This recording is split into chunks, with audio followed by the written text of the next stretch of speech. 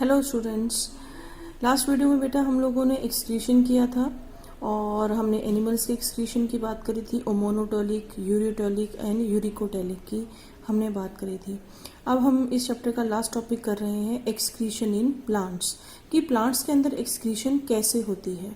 देखिए, ये जो हमारे प्लांट्स हैं उसके अंदर भी नाइट्रोजनस वेस्ट जैसे हमारा यूरिया, यूरिक एसिड, इस तरीके की तो कुछ चीज़ें नहीं बनती थी, लेकिन और बहुत सारी चीज़ें हैं जो उन लोगों के अंदर भी बनती हैं, जो वेस्ट होती हैं। ठीक है, एक वर्ड है सेकेंडरी मेटाबोलाइट्स। देखिए, जो भी रिएक्शन होती है तो उसके अंदर जो पहली चीज़ बनती है वो बनेगा आपका, जो फर्स्ट प्रोडक्ट बनेगा वो प्राइमरी मेटाबोलाइट्स होते हैं।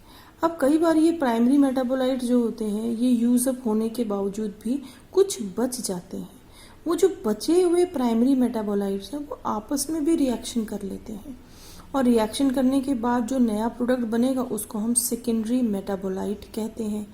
जैसे कि हमारे प्लांट्स के अंदर एल्कलॉइड्स, टैनिन्स, एरोमेटिक ऑयल्स, ठीक है, ये सारी चीज़ें बन जाती हैं। कुछ चीज़ें तो हम ट्रांसपिरेशन के थ्रू भी इनको भेज देते, पानी में घुल जाती हैं ये सारी चीज़ें और ये ट्रांसपिरेशन होके बाहर निकल जाती हैं। पर सारी चीज़ें बाहर नहीं निकल पाती, उनके अलग अलग और भी मोड्स हैं। अब जो हमारी कार्बन डाइऑक्साइड या ऑक्सीजन है वो तो हम स्टोमेटा से बाहर निकाल देते हैं प्लांट्स, ठीक है। अब इन ये CO2 और ऑक्सीजन के अलावा और क्या क्या मेटाबोलाइट्स होते हैं जो वेस्ट कहलाते हैं प्लांट्स के अंदर, उनके बारे में हम देखते हैं। तो सबसे पहले आते हैं बेटा नाइट्रोजनस वेस्ट प्रोडक्ट्स। हमारे अंदर यूरिया होता है, अमोनिया होता है, इनके अंदर क्या होता है वो देखो। इनके अंदर एल्कलॉइड्स बनते हैं जैसे क्यूनिन, मॉर्फिन, एट्रोफिन, ये सारे नाम सुने ना। क्यूनिन तो अभी आप सुन रहे हो ना, कोरोना के इलाज में हाइड्रोक्सीक्लोरोक्विनीन बन रही है, दी जा रही है दवाई। तो ये क्विनीन जो है मलेरिया की दवाई जो होती है ना उसके अंदर भी क्विनीन होता है, ठीक है। मॉर्फिन ड्रग्स होती है, एट्रोपिन ये भी ड्रग्स होती हैं। हम लोग इसको यूज़ करते हैं, हमारी दवाइयों के अंदर ये सारी चीज़ें यूज़ होती हैं, लेकिन प्लांट्स के लिए ये वेस्ट प्रोडक्ट्स हैं, ओके। उसके बाद ऑर्गेनिक एसिड्स होते हैं, बहुत सारे ऑर्गेनिक एसिड्स बनते हैं जो प्लांट को यूज़ में नहीं आने वाले होते। तो जैसे कि for example oxalic acid, malic acid. एक बड़ी इंटरेस्टिंग बात बताती हूँ, ये जो एप्पल होते हैं ना, एप्पल के अंदर आपने देखा है कि थोड़ा सा खटास, जो उसका टेस्ट होता है खट्टा मीठा सा जो भी, वो उसके अंदर होता है मैलिक एसिड। अब ये मैलिक एसिड जो है ना एप्पल के पेड़ के अंदर वेस्ट होता है, तो वो क्या करता है जब फल पकने लगता है ना तो उसके अंदर मैलिक एसिड डाल देता है। पेड़ को तो पता है कि फल पक कर नीचे गिर जाएगा, एक तरीके का पका हुआ फल, तो वेस्ट चीज़ों में वेस्ट उसके अंदर डाल दो तो वो तो टूट जाएगा, तो पेड़ से उस मैलिक एसिड को छुटकारा मिल जाएगा, ठीक है। उसी तरीके से जो हमारे पके हुए टमाटर होते हैं ना उसके अंदर ऑक्सैलिक एसिड होता है, तो टमाटर का पौधा ऑक्सैलिक एसिड को टमाटर के अंदर डाल देता है कि जो टमाटो है वो पक जाएगा, टूट जाएगा और हमें इस ऑक्सैलिक एसिड से छुटकारा मिल जाएगा, ठीक है। टैनिन्स भी होते हैं, ठीक है। ये टैनिन जो पेंट्स वगैरह होते हैं ना उसके अंदर भी यूज़ किया जाता है इन टैनिन्स को। ये एरोमेटिक कंपाउंड्स होते हैं। एरोमेटिक का मतलब होता है केमिस्ट्री के अंदर जो वो केमिकल्स जिनके अंदर एक अरोमा हो। अरोमा मतलब स्ट्रॉन्ग स्मेल। जैसे कि एग्जांपल अगर मैं दूं तो यूकलिप्टस देखा है आप लोगों ने, सफ़ेदे का पेड़। तो सफ़ेदे के पेड़ के अंदर आसपास से जब आप गुजरते हो तो एक बड़ी तीखी सी स्मेल आती है ना, तो वो होता है एरोमेटिक कंपाउंड की वजह से। लेटेक्स, लेटेक्स क्या होता है, जो ये गम लेटेक्स होता है ना जो चिपचिपा सा होता है जिससे हम रबर वगैरह बनाते हैं, तो ये लेटेक्स जो है ये प्लांट्स के लिए एक्सक्रीटरी प्रोडक्ट है, ओके। रेजिन्स, एरोमेटिक ऑयल्स, वही फिर एरोमेटिक मतलब खुशबूदार ऑयल्स भी तो होते हैं, यूकलिप्टस ऑयल होता है, ठीक है।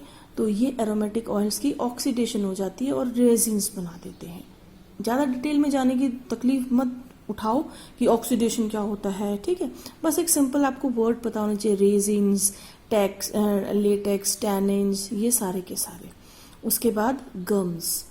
गम भी क्या होता है, आप लोगों ने गूंद देखा है ना, गूंद के लड्डू खाए हैं सर्दियों में खूब, तो वो जो गोंद होता है वो क्या होता है, रेजिन्स होते हैं, गम्स होते हैं। एक्सक्रीटरी प्रोडक्ट है हमारे प्लांट्स जो बार्क से, जो बार्क मतलब स्टेम का जो बार्क होता है ना, उसमें छेद होते हैं, वहां से वो चीज़ ना निकलती रहती है और हम लोग उसको यूज में ले आते हैं। ओके, अब भाई देखो इतने सारे नाइट्रोजन वेस्ट हो गए, organic waste, tannins, latex, resins, gums, इन सब से प्लांट छुटकारा कैसे पाता है?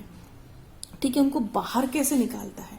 अब नंबर पहला, ओल्ड लीव्स, जो पुराने पत्ते हैं, पेड़ को पता है वो तो पतझड़ में गिर जाएंगे, तो पुराने पत्तों के अंदर इन सारी चीज़ों को वो डिपॉजिट करवा देता है और जब पत्ते टूटते हैं तो उनके साथ वो सारे एक्सक्रीटरी प्रोडक्ट्स भी निकल जाते हैं। उसके बाद ओल्ड जाइलम, ये जो जाइलम और फ्लोएम होते हैं ना, उसके अंदर बहुत तरह के सेल्स होंगे। अभी हम आगे एक सेल का चैप्टर करेंगे, वहाँ पर हम देखेंगे जाइलम और फ्लोएम के अंदर कंपोनेंट्स क्या क्या होते हैं। तो जाइलम फ्लोएम के जो सेल्स, जाइलम के जो स्पेशली जो सेल्स होते हैं, वो जब पुराने हो जाते हैं, वेयर आउट हो जाते हैं, जब वो काम करने की उनकी क्षमता नहीं रहती है, तब क्या करता है प्लांट, उन सेल्स के अंदर इन सारे प्रोडक्ट्स को जो उसके लिए वेस्ट हैं उनको वहाँ डिपॉजिट कर देता है। ठीक है, और वहाँ डिपॉजिट होके वो वहीं पर पड़े रहते हैं। उसके बाद बार्क, बार्क तो पता ही है आपको, जो आपका जो पेड़ के तने का ऊपर का छिलका होता है हार्ड, उसको हम बार्क कहते हैं। मैंने बताया था कि रेजिन्स, इसके अंदर आपके गम्स, लेटेक्स, ये सारे के सारे आपके स्टोर वहीं पे वो स्टोर करके रख देता है।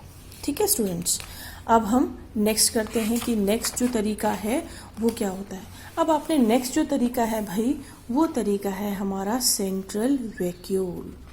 सेंट्रल वैक्यूल क्या होता है? हर प्लांट में सेंट्रल वैक्यूल है ना, तो ये भाई जो भी वेस्ट हैं सेंट्रल वैक्यूल में डाल देते हैं और वहाँ से फिर ये बाहर निकल सकता है। उसके बाद डिटॉक्सिफिकेशन, डिटॉक्सिफिकेशन भी करते हैं ये लोग। ठीक है, जैसे the toxic oxalic acid is detoxified by forming calcium oxalate which gets crystalline into needless raphides, prism stars, crystal sand. Excess of calcium is also precipitated as calcium carbonate crystals, cystolith. तो जो इनके जो excretory products है ना, कहने की बात, उनको वो दूसरी चीज़ों में चेंज कर देता है जो हार्मफुल नहीं होती। ओके, तो ये और कुछ सॉल्ट ग्लैंड्स होते हैं, जो एक्वाटिक प्लांट्स होते हैं ना, उनके पास सॉल्ट ग्लैंड्स होते हैं जिसके अंदर से वो अपने एक्सक्रीटरी प्रोडक्ट्स को बाहर निकाल देता है। ठीक है स्टूडेंट्स, तो ये एक छोटा सा लास्ट वाला टॉपिक था, इससे हमारा अब ये पूरा चैप्टर ख़त्म हो चुका है। अगर कोई टॉपिक रहता है आपको दोबारा समझना हो तो आप प्लीज़ मुझे व्हाट्सएप करके बता दीजिएगा स्टूडेंट्स। ठीक है, आई होप आप लोगों के पास एनसीईआरटी की बुक्स तो होंगी, तो आप लोग एनसीईआरटी की बुक्स को ही पढ़ लीजिए अभी फ़िलहाल। बाकी मैं एक्स्ट्रा जितना भी हो पा रहा है उतना नोट्स में लिखवा पा रहे हैं। जब हमारा स्कूल रिज्यूम होगा स्टूडेंट्स, तो हम एक बार इसको दोबारा से कर लेंगे। ऐसा मत डरना कि हाँ ये तो दोबारा हो ही नहीं पाएगा। और अभी कुछ टॉपिक क्लियर हो जाए इसके, प्लाज्मा मेम्ब्रेन हो गया है, इसके बाद आपका सेल वॉल हो जाए, तो फिर मैं आपको कुछ मल्टीपल चॉइस क्वेश्चंस भी सेंड कर दूंगी, जिनको आप लोग अपनी कॉपी पे ही सॉल्व कर लेंगे। सिर्फ आंसर लिखने हैं, क्वेश्चंस मत लिखना। Okay students, thank you students.